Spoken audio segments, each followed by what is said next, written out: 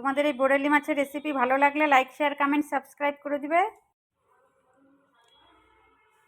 Hello বন্ধুরা, তোমাদেরকে কবিতা স্পুডে স্বাগত।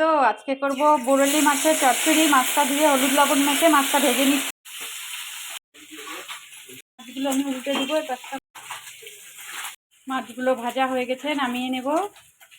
ওই কড়াতেই আমি কালো জিরা ফোড়ন দিয়ে দিচ্ছি। টমেটো, বেগুন, আলু, কাঁচা লঙ্কা সব একসঙ্গে দিয়ে ভেজে নিচ্ছি।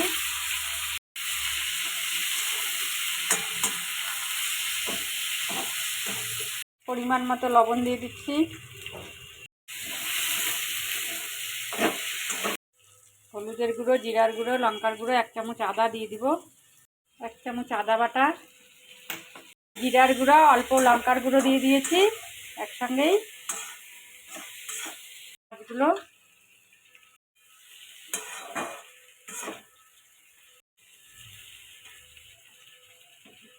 আমি অল্প জল দিয়ে দিব।